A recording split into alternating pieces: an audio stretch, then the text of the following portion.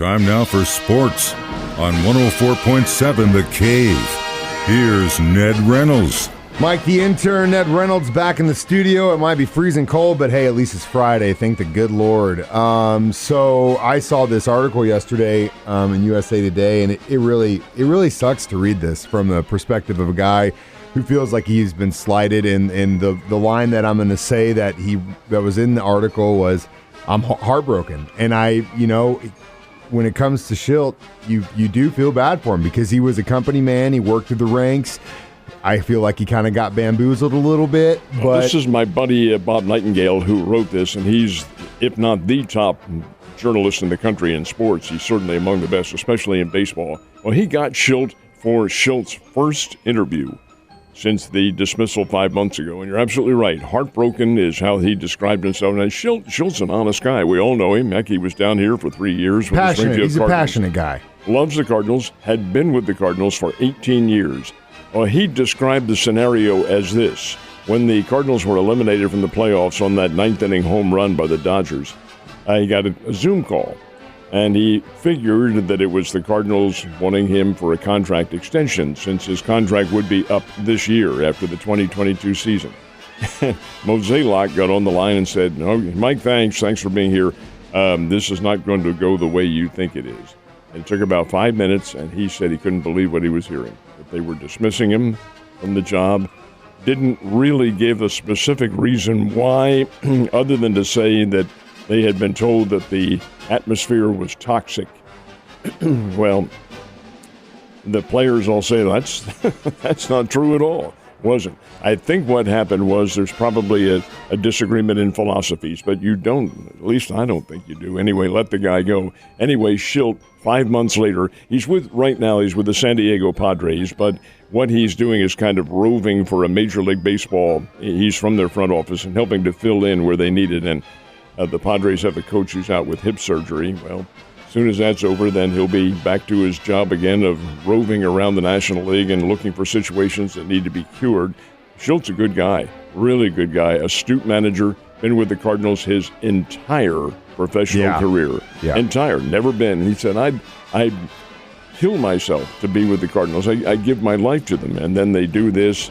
He's having trouble now, even now, getting over this. And I found the article to be well-written and very descriptive in how Schilt feels. Yeah, and obviously you got the feeling that it wasn't between him and the players. It was between him and the front office. And that is unfortunate. And again, like I said, you might not agree with some of the decisions he made and the way he managed. And, we're all going to do that. But when you see a guy that gives so much to an organization, whether it's a baseball team or a company, and they give their life and all this stuff, and then one day they just pull the rug out from under them. It's a reminder that to everyone, present company included, you don't make your job your life. You have a balance with your life and everything else, because when it's taken away, sometimes guys don't have much identity left, and that's probably what he's going through right now. That's really difficult to absorb, too, when you've been in a situation like that while you may regard yourself as having given everything you do, there are others who don't. Yeah. And those others who don't. Well, because they're not in your shoes. They're not in the same it. situation, but they do call the shots. Yeah, unfortunately, that is the real world, and why sometimes she's not so nice to us. We did, of course, have some more exhibition baseball yesterday. Who got the dubs? The Cardinals played under the lights down in Jupiter against their training camp partners, the Florida Marlins, or actually they're the Miami Marlins now. Marlins won the game 7-4. Royals played the Oakland A's out in Arizona, and Kansas City came away with the win 5-4 over the Oakland Ball Club, which probably is not going to be as strong as they have been. They've traded off a lot of their big money players. They're in the rebuilding, but then again, the Oakland A's are always in the rebuilding, or at least it seems that way. Except for they're right on the cusp, and then they rebuild. Yeah. Poor bastards. Well, that's the way it operates with a minimal market team in terms of revenue.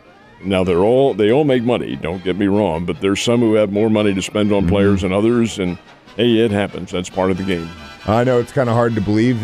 We had snow yesterday, but we still do have baseball here happening locally. Luckily, there's no more snow in the forecast, but we do have some Springfield College baseball teams playing. Where are they at this weekend? They are on the road. The Bears are down in Birmingham, Alabama to play Samford, the Samford University Bulldogs. Now, that's not to be misinterpreted as Stanford on the West Coast. This is Samford. It's Samford. They're a Southern Conference team. They have virtually the same record as the Bears. Played one common opponent. That common opponent is Arkansas State, and each team beat Arkansas State in every game they played so far, so there's nothing to choose there. Samford should be a pretty good little test for the Bears. The Drury University Panthers, they are on the road to St. Louis, where they will play Maryville. That's a conference series, 4-game series. Should be pretty good weather, so we should get those games in. So, NIT championship game last night, what'd you think? It was a pretty doggone good basketball game. It was Texas A&M and Xavier. And here's Xavier, which has been up and down all season long, fired their coach after the first game of the NIT, their first win. They go on to win the doggone thing last night in a dandy. Kid named Nunji hit a shot from in the paint with 3 seconds to go, and Xavier beat Texas A&M 73-72. That's a nice win for the Xavier Musketeers. They're a Big East Conference team, and they're young. They may be back, they will be back next year. Of course, that's an awfully tough conference they play in, too, but with Villanova in there and schools like that. But Xavier gets the win. Nice win for them. They are the NIT champs. Well, God, what a crazy way to end your season. You fire your coach, beginning of the playoffs, and then they end up winning it. Wonder if the new coach is going to keep that job. Maybe. We have the women's NCAA tournament Final Four that starts tonight. Who's your favorite to win this thing? You have to think that South Carolina, they have been number one all season long. Dawn Staley as their coach. They're really, really good. Now, they play Louisville tonight. Now, Louisville's very good. But South Carolina, incidentally, Vegas puts point spreads on these women's games when they're at this level. And they have South Carolina as an 8.5 point favorite over Louisville. Louisville's a good team, but really, South Carolina's an outstanding club. I look for South Carolina to win this one. The second game is the one that I think is a tremendous matchup. These are two blue bloods. Not that the others aren't. They are. Louisville and South Carolina are top-level teams. But the semifinal game, second semifinal game, is Stanford, the defending national champs, against the 11-time national champions, Connecticut. Now, Connecticut, UConn, Gino Auriemma's team, has made a miracle run. They've overcome injuries and all sorts of things to get where they are in the Final Four. And, Mike, this is their 14th consecutive Final Four. That's never been done before in any level of basketball. 14 straight years in the championship. Connecticut's going to be hard-pressed by Stanford. Stanford has a tall team. And Connecticut's tallest player, who's 6'5", just got knocked out with a wrist injury. But they do have the Player of the Year, Paige Beckers, on their team. This will be a very interesting contest. I'm looking for a championship game, which will be Sunday night, of South Carolina, Connecticut. I think that's what it'll be. So you got a busy weekend of basketball because you got the women's, the Final Four tonight, and we got the Final Four tomorrow in New Orleans with the men. Finals for the women on Sunday, and then the finals for the men on Monday. So let's talk about the men, the dudes. Speaking of blue bloods, got a little bit of that going on in the Final Four. I'm going to make this prediction right now. The team that wins will wear the blue uniforms. It's fair to say they all wear blue uniforms, so you can't go wrong with this one. No, he's right. Kansas-Villanova is the first game, and that'll be early tomorrow evening. I think they start at 5 o'clock. Central Time, playing in the Louisiana Superdome, which is called it's got something else now. It's got a corporate name. It's a Superdome. Superdome is what it is. Yeah, we'll call it that. And they'll have a huge crowd. Anyway, Kansas-Villanova. Kansas, a big favorite. Villanova's been injured. They've kind of limped into the Final Four, but they're still very good. Nonetheless, Kansas should win that game. And then you have the big rematch that everybody's looking for. It's the late game. Start probably about 7:45, 8 o'clock, somewhere around there. North Carolina, Duke. Now, North Carolina and Duke, folks, are only about 7 or 8 miles apart. They hate each other. They play, of course, in the same conference. They play each other regularly.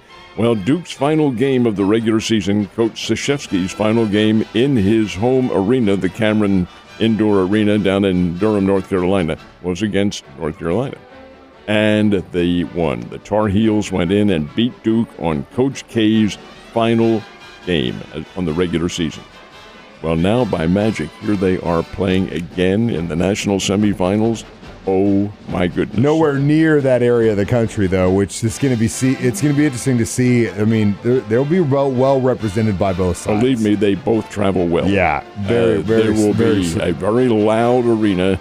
And of course, the Louisiana Superdome is huge. Where the Saints play, it's a massive arena, and it's been used many times for the NCAA tournament. This will be a heck of a game. Duke is a 4.5-point favorite. I do think Duke. I think they want revenge. Well, and the whole thing about Coach K's final season, and this is just, if they pull this off, oh my God! But it'd be nothing. I mean, now let's say hypothetically Jayhawks win, Duke wins. That's who I think will win. So now we've got these two. Who do you think wins that one? Don't tell you Monday if that happens to be the case. You know what, ladies and gentlemen? That's what we call in the business one hell of a tease. Ned, you have a great weekend, sir.